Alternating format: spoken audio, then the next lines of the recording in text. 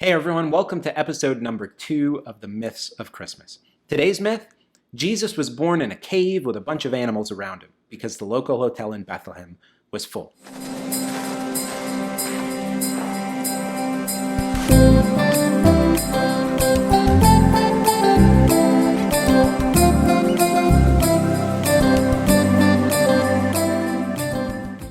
We got a Christmas song that might make this aspect of the birth of Jesus a little bit more familiar to us. You know, away in a manger, no crib for a bed, the little Lord Jesus laid down his sweet head.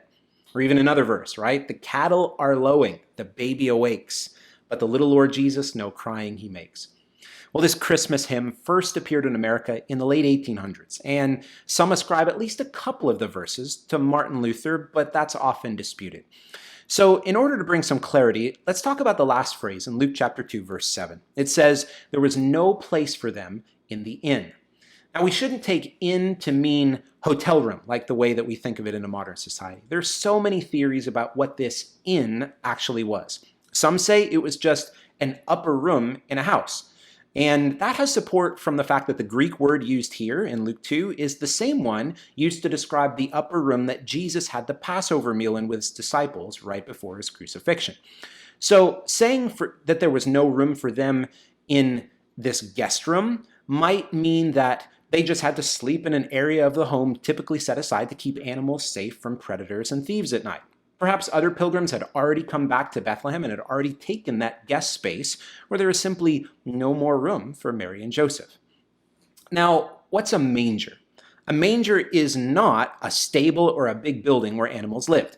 We may get that idea from movies or Christmas plays and nativity figure scenes in department stores, but a manger is simply a feeding trough for animals. Now, in the first century, some mangers were made out of stone, and that's just where food was placed and the animals would eat out of. Now, maybe it was just me, but growing up, I actually thought the manger was the actual building, not the small feeding trough that the animals would eat out of.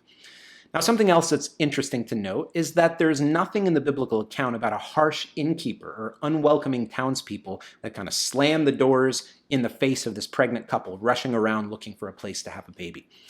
In the culture of the day, it could have even been that every woman in the town, both young and old, would have been at Mary's side at her birth, at Jesus' birth, I should say, rejoicing and offering comfort and encouragement. And though there is a veil drawn over the details in Luke's gospel, the larger, more important point that we have to see is that Mary was deprived of many of the normal comforts for the birth of Jesus. So whether there's animals or no animals, whether Jesus was born in a cave or in a house or in a room set apart for the animals, or whether there was people there or no one else there, we can't miss the larger story going on. The angel Gabriel, the same angel who had appeared to Daniel to share the details about how God's covenant with Israel would unfold, he showed up 9 months before and had told Mary that her child was the Messiah, the one who's going to restore the nation of Israel and rule with righteousness and justice.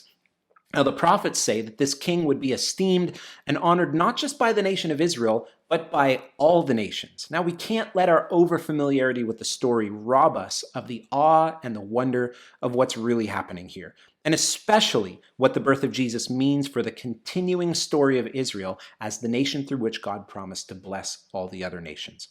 As 2020 has been quite an interesting year here in America and across the world, we have to remember the predictions of the prophets that the Son of David, the righteous branch, he will come and execute justice and righteousness among the nations. There's only one who is worthy to rule the nations, and that's the Messiah, the King of Israel, Jesus, the one that we remember this season. And so, as you reflect with family and friends, may we not forget who Jesus is and why he was born and what his ultimate destiny is, to be the righteous ruler of the whole earth. A day is coming when he who came in such lowly manner and who is despised and rejected among his own people, he will return to reign from Mount Zion in Jerusalem, and all the earth will flourish under his leadership. Well, that's it for this one. Drop a like on this video and share it with your friends. If you're interested in learning more, check out all the videos here on my YouTube channel. You can also check out an audio podcast that I contribute to with a couple of my fellow pastors. This link is in the description below. God bless, and I'll see you in the next one.